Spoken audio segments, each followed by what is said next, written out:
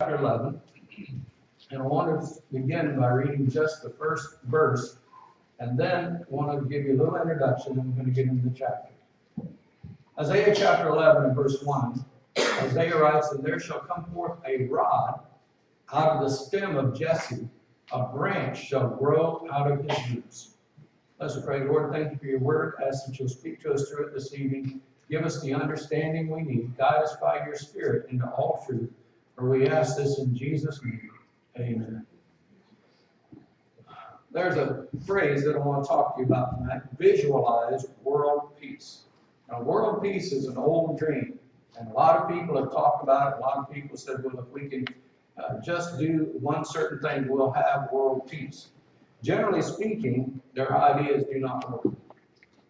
And I'm not trying to pick an argument with anybody. I'm not making fun of anybody, so understand that.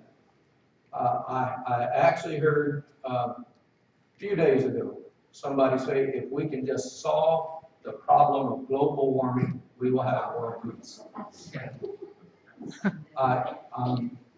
That's true. Somebody said that. Now, is that going to bring us world peace? Probably not. Their point was we could unite the world around that one cause. And so if everybody was united on that one cause, then there wouldn't be any conflict in the world. Well, we do have common causes. For example, everybody in the world likes to eat. Everybody does. Some of us like to eat more than others do, but everybody likes to eat. Everybody likes to breathe. I can go on with that, but you got the idea. We all have common interests. That doesn't bring us world peace. Well, I know what will do it. We get a one world government.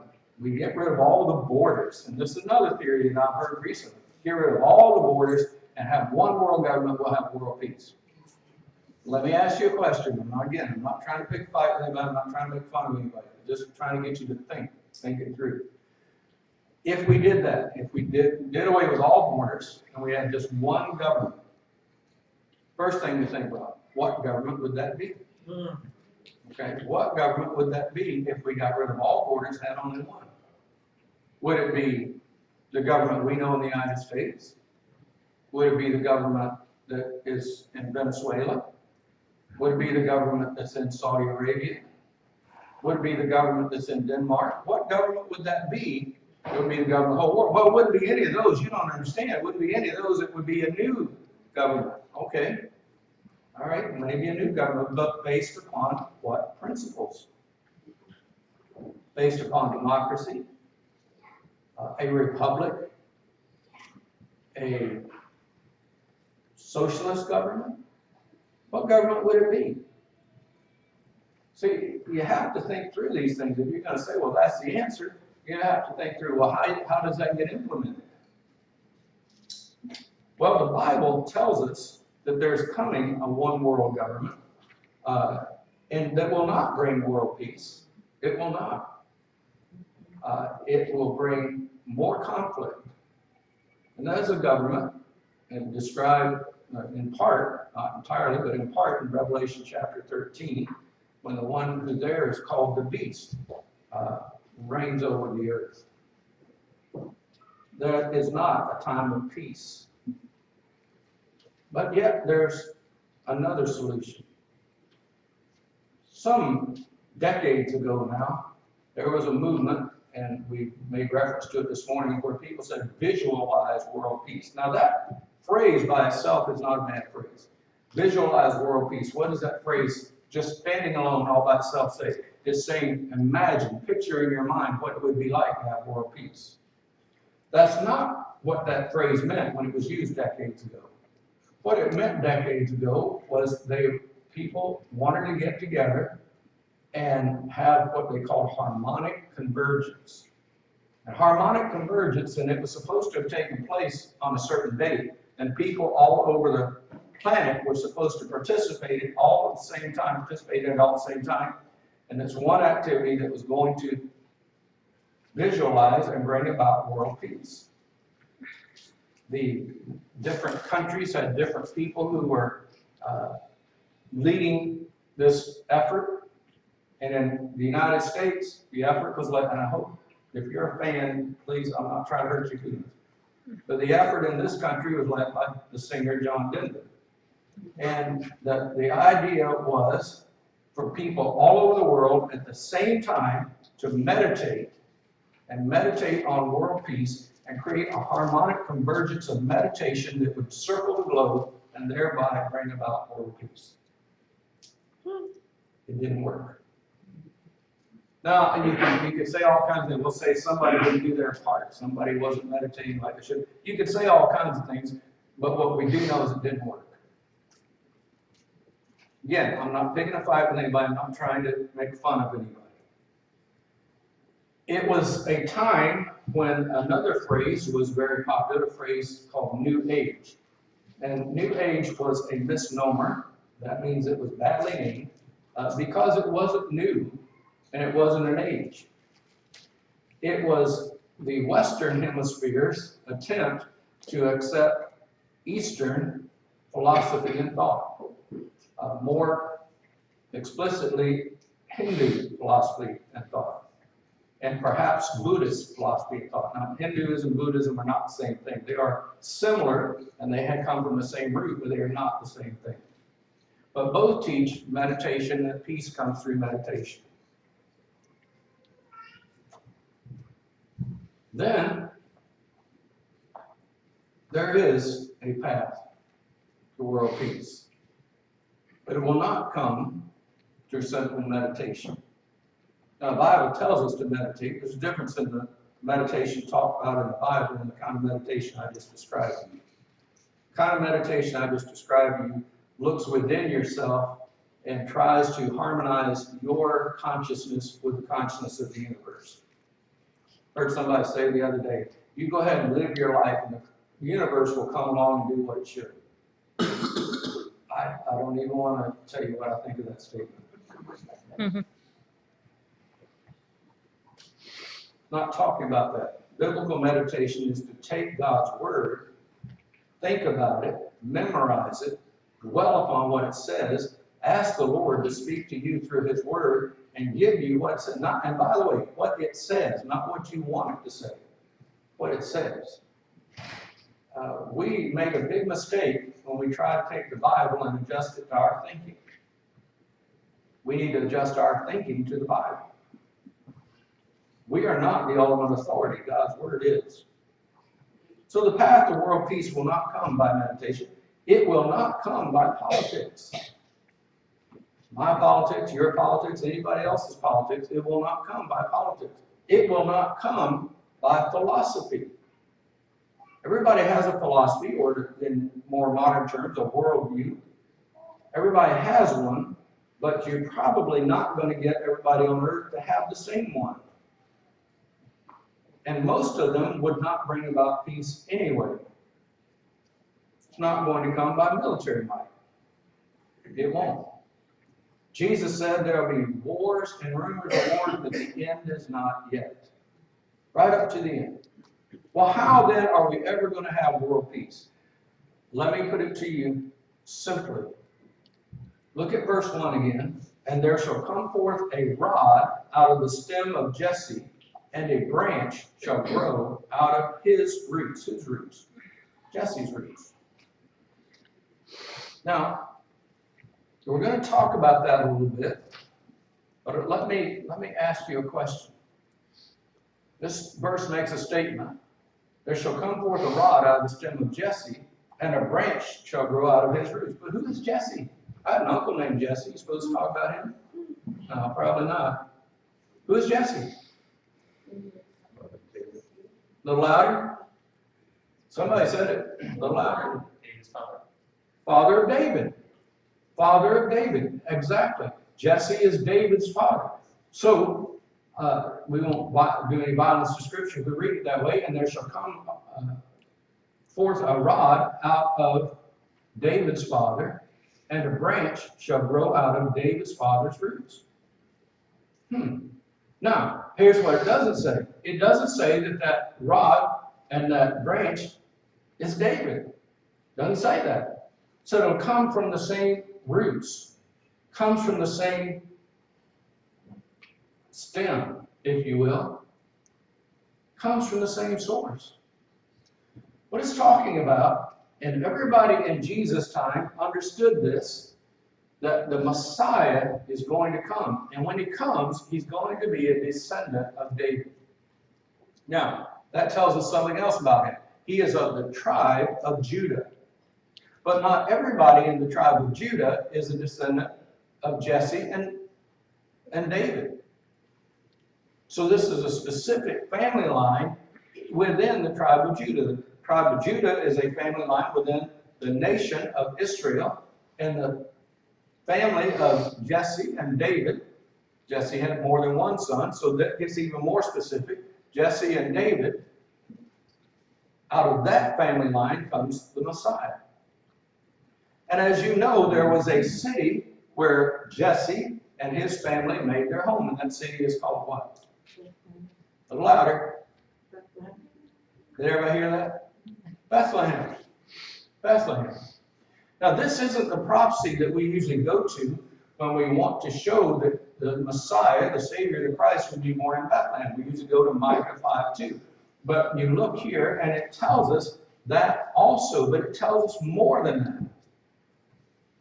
It tells us that this one who is coming will be of the house of Israel, of the tribe of Judah, of the family line of Jesse, of the family line of David. It also tells us something else.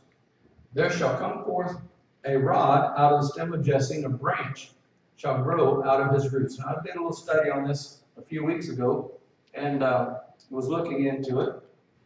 And there I came across one or two people who had a different idea about what it's saying here, but I'm going to share with you what I firmly believe would be right.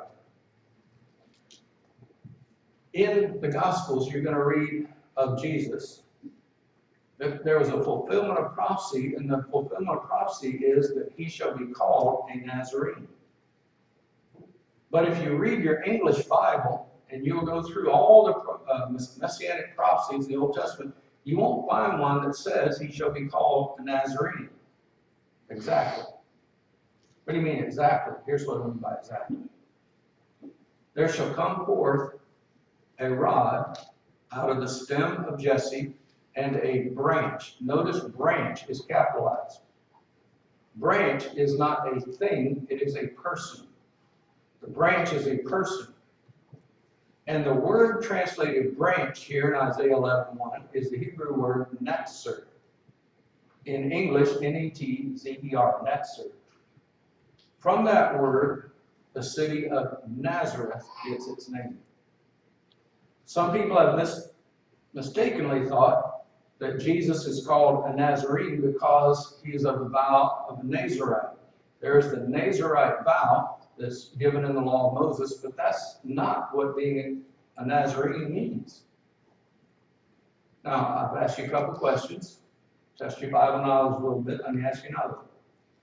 What famous Bible character do we know of who was under the vow of the Nazarite?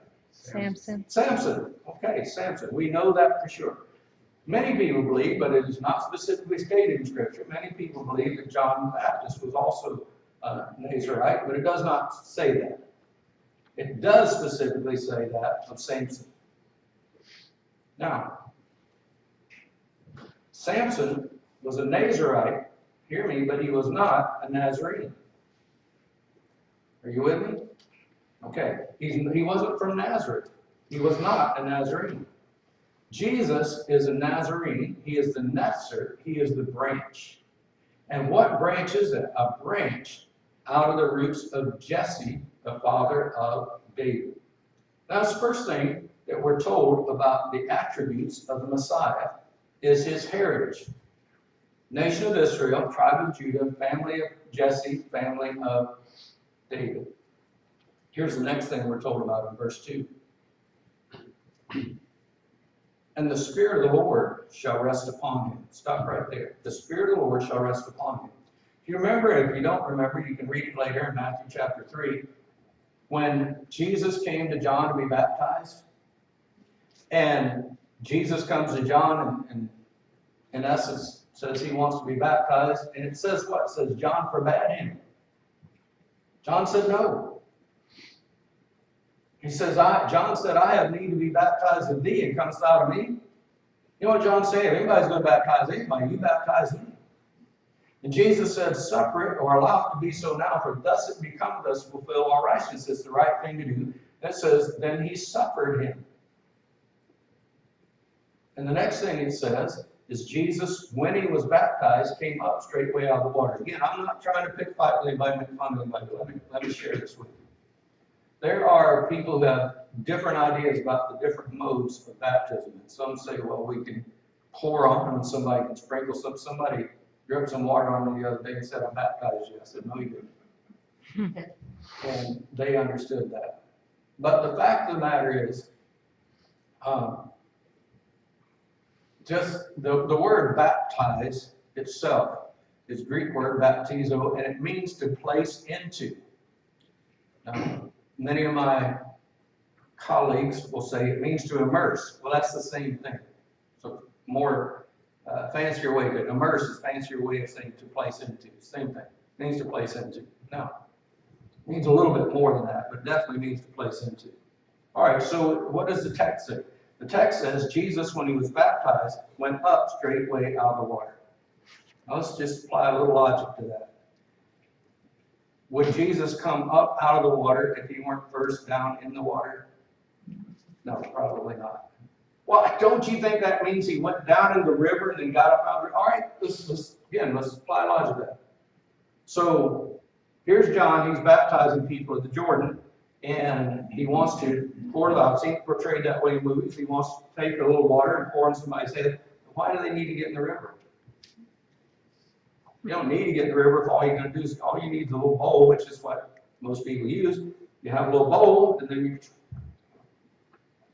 My wife and I, some years ago, were being guided through a brand new, and again, not trying to offend anybody, brand new church, and it was a Presbyterian church. And the man guiding us through was very gracious and very sincere, and I mean that as honestly as I can possibly say it. As we're walking through, he's showing us different things in this beautiful brand new building, and then I saw a stand there with a bowl in it. Now, I knew what it was, but I'm a little bit of a wise guy, so I said, what's that? And he said, oh, that's our baptism. I looked at him and I said, I just don't see how you get people down there. He understood. He understood. So Jesus is baptized, and then what happens? Remember your Bible? What happened next? Voice. Well, there was a voice, right? Very good. There was a voice, and something else happened. The Spirit descended on him in the form of a dove. What does it say right here?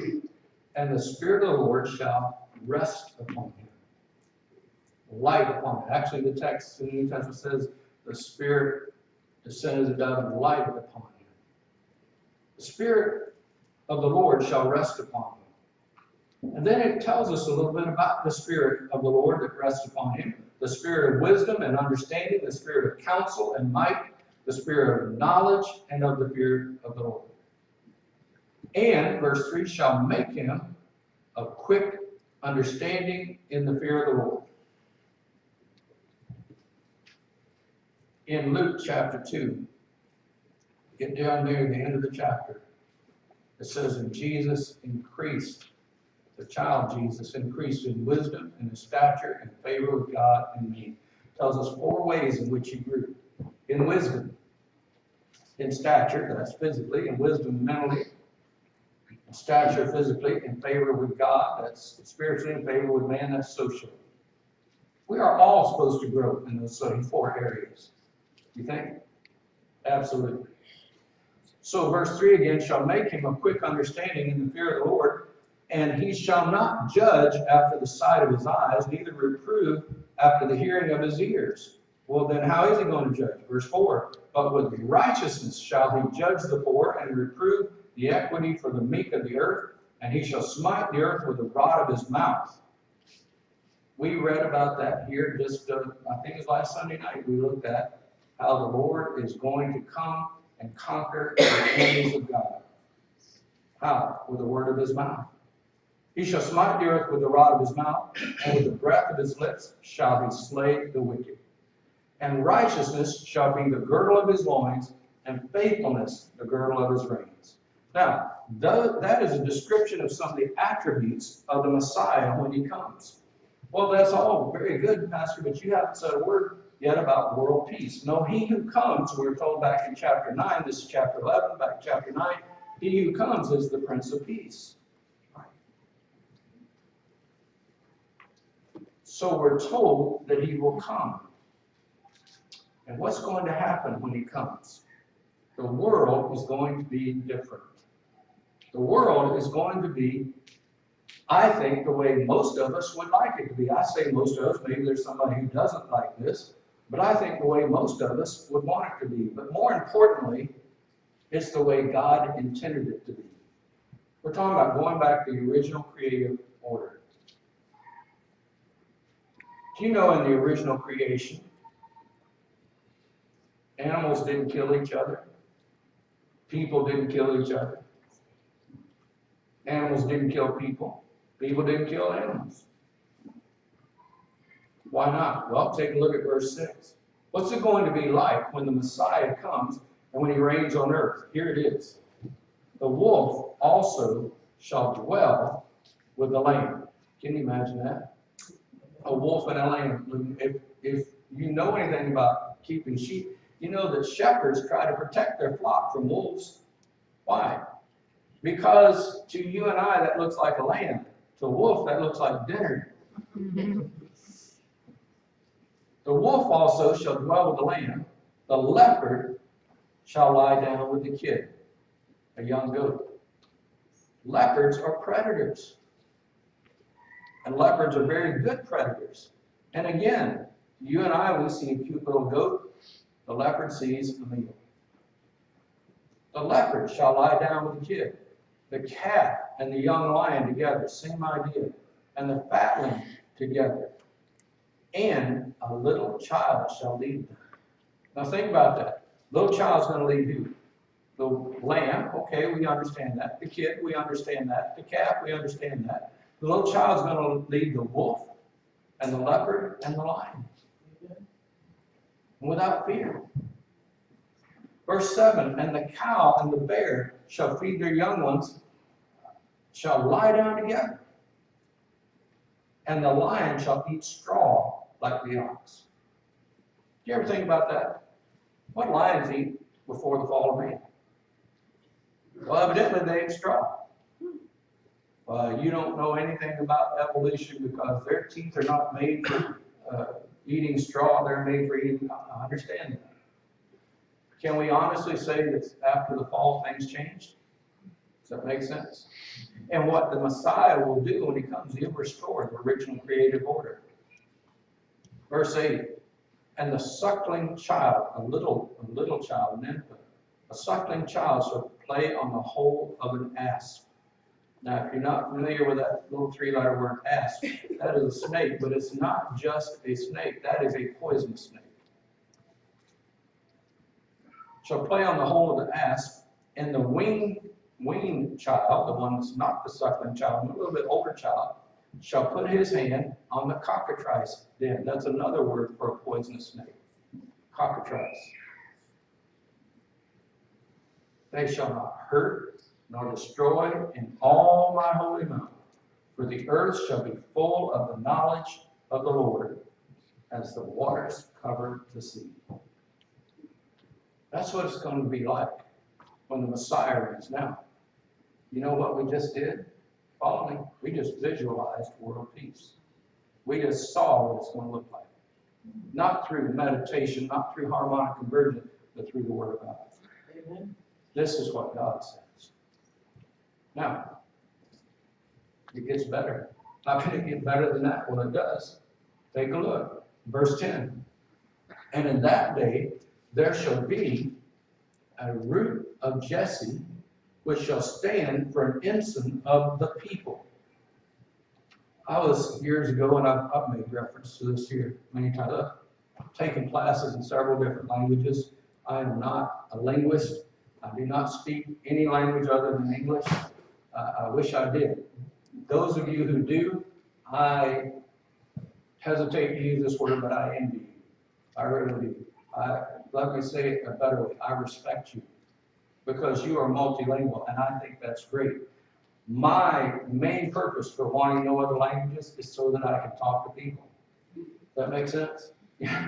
Because I found out through personal experience, when you can't speak somebody else's language, it's very difficult to communicate with them.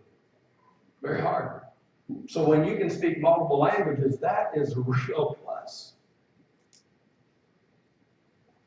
I said that to say this. And this helped my Bible study. You may think, well, this is strange, but stay with me. Several years ago, I don't even remember what year it was, but several years ago, I took a class in Mandarin. Why? I wanted to learn to speak to people of that language. So I took a class in Mandarin. And I learned a phrase in Mandarin called Wa Ren. Wa Ren, what does that mean? It means the people. And you know what that is? That phrase is in Mandarin, people don't say, we are Chinese. The world says that, but people speaking Mandarin don't say, we are Chinese. What do they say? Wa Ren. The people. What are they saying? We are the people. And what do they mean by the people? We are the people of China. We are the people. See, they see themselves as one family group. Stay with me.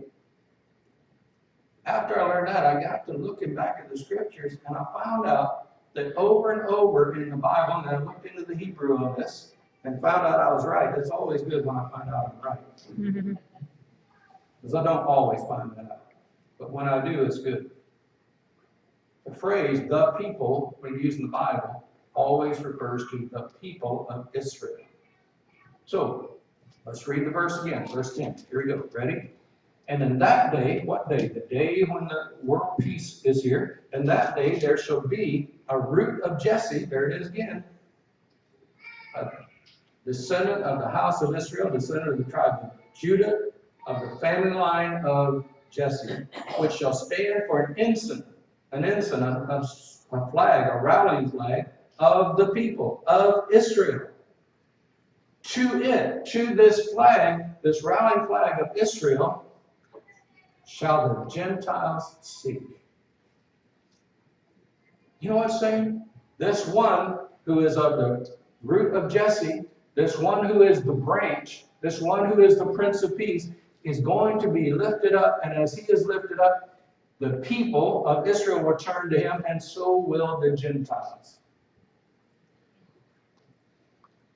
He and he alone will be able to unite the world. And it all depends on looking at him. Look at the last phrase of verse 10. And his rest shall be glorious. Now, if you're thinking, you may think, yeah, but I look around, I don't see it that way today. Most of the people of Israel, and thank God there are many exceptions to this, but most of the people of Israel don't look to the Messiah as having already come. Some have given up on him coming, and those who haven't believe he's coming in the future. They don't look to the Messiah's already come, and we do. What do you say about that? Here's what we say about it, or more importantly, what God says about it. Verse 11. And it shall come to pass in that day when the Prince of Peace comes, it shall come to pass in that day that the Lord shall set his hand again the second time to recover the remnant of his people, which shall be left from Assyria and from Egypt and from Pathros and from Cush and from Elam and from Shinar and from Hamath and from the islands of the sea. And he shall set up an ensign for the nations and shall assemble the outcast of Israel and gather together the dispersed of Judah from the four corners of the earth. The Lord is going to regather Israel. During the Old Testament times, there was the diaspora, is the term for it, when the people of Israel were scattered all over the world. You can go to any continent today, probably including Antarctica, and you'll find people of Israeli heritage. God's going to bring them all back together. And he's not only going to bring them back to the land, he will bring them back to the land, but he's not only going to bring them back to the land, he's going to bring them back to himself. I heard somebody say this, and it wasn't a preacher, but it makes sense. I said, we look in 1948 when Israel became a nation again, they said that's the regathering of Israel. And somebody pointed out, said, well, that's good, and we're happy for it, but that's not the total fulfillment of the prophecy, because not only do they come back to the land, they come back to the Lord. And that's the thing we're looking for. Now, I'm not discounting what happened in 1948. I don't want you to think that. It was great, it was wonderful, but it's not the end. There's more. And notice verse 12 again, he shall set up an ensign for the nations. The nations generally refers to the Gentile nations, those who are not the people of Israel, and shall assemble the outcast of Israel. So again, uniting the world together.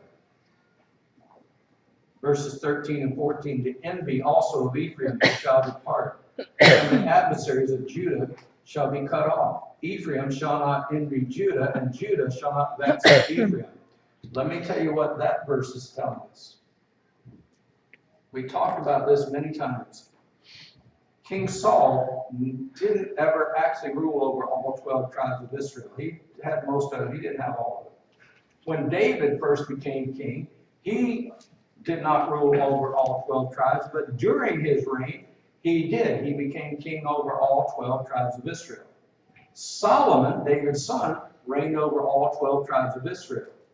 When Rehoboam, Solomon's son, becomes king, he implements policies that people found oppressive, and the nation divided. And the northern kingdom came to be called Israel, and the southern kingdom came to be called Judah, and they were divided. They had two kings from then on. Many times in the scriptures, the northern kingdom is also referred to as Ephraim. What verse 12 is telling us is, when the Prince of Peace comes, he's not only going to bring people, descendants of Israel from all over the world, back to the land and back to himself, he's going to heal the divisions within the people themselves. He's going to reunite Israel as one. It's a beautiful prophecy.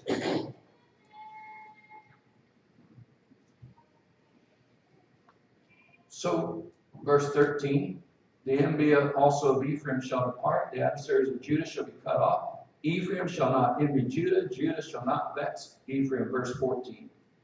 But they shall fly upon the shoulders of the Philistines toward the west, and they shall spoil them of the east together. They shall lay their hand upon Edom and Moab, and the children of Ammon shall obey them. What does that say? Philistines to the west, think of Palestine, where the Palestinians live. To the east, the area of Jordan and Syria. Israel's going to expand its borders to all of those. Why would that happen? Because all of that land was originally promised in the Abrahamic covenant and more. Israel will expand its borders. Now, what it doesn't say is those people aren't going to all be wiped out. It doesn't say that. It says Israel is going to expand its borders to take in those territories which were rightfully theirs to begin with. When is that going to happen?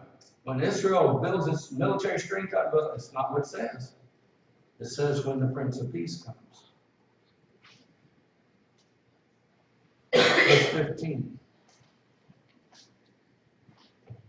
And the Lord shall utterly destroy the tongue of the Egyptian sea, and with his mighty wind shall he shake his hand over the river, and shall smite it in the 7 streams, and make men go over dry shod.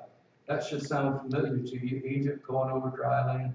God doing the miracles that he did in Moses' day. In verse 16, there shall be an highway for the remnant of his people, which shall be left from Assyria, like it was to Israel in the day that he came up out of the land of Egypt. As we said, as it was in Moses' day, people are going to find a path where there were obstacles before, the Red Sea in the way, there are obstacles before. God's going to remove all the obstacles. The people are going to come home. They are. After World War II, there was a vast movement of people from Eastern Europe into the land of Israel, and it was shortly after that, a few years later, that the nation of Israel was reborn and recognized and immediately went into war. Immediately. Since then, they fought other major wars, and they have continual conflicts just for their very survival and existence. In the period following the collapse of the Soviet Union, there was another mass movement of people of Israeli descent who moved from the former Soviet Union because they could not leave there into Israel. And there were so many of them that they didn't have housing for all of them. And I personally witnessed people standing on the street corner playing a violin beautifully with their violin case open on the sidewalk, hoping that someone would drop money in there so they could survive. Who were these people? They were from the former Soviet Union, and they were people who there was no housing for them. There was not enough, and not faulting the Israeli government. They were flooded. They were overwhelmed. These folks were trying to do the best they could, and if you were to talk to that person, if you could speak their language and ask them how they got there, you'd find that back in the Soviet Union, they played in the state orchestra. But now they're on the corner, playing for whatever could be dropped in the case. And you know what? They'd rather be there than where they were before. That was a homecoming, but that's not the one that's talked about here. At that same time, I witnessed this. The Israeli government was working hard, building apartment buildings to house these refugees from the former Soviet bloc. And you know where they were building them? Nazareth. Nazareth. Isn't that interesting? The Lord's Messiah, the Christ, will reign over all the earth. He, the Prince of Peace, will bring about peace. He will restore the original creative order. He will unite Israel together. He will bring Jew and Gentile together. He will bring about true peace. People of Israel and the Gentiles will come to him, and he will reign from Israel, more specifically from Jerusalem, more specifically from the throne of David, because he is the branch of David. We are looking at the words written here by Isaiah, but they are inspired by God himself to tell us what God is going to do in what we call the millennial kingdom. How long does this kingdom last? 1,000 years. How do you know that? Read the last part of Revelation chapter 20, you'll understand. This is that great time when the Lord Jesus himself will reign as Messiah. This is what they were looking for when he came the first time. They did not understand that he came the first time to be the Savior of the world. He comes again to reign as the Prince of Peace. What could be more important for you and I than to help others to come to know him? Let's pray. Father, thank you so much for blessing us. Thank you for this time we've had together, time in your word.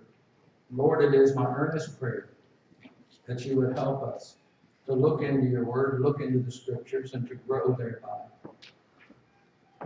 Lord, there's so much more that you have to teach us than we can see in a reading or a study as we've done.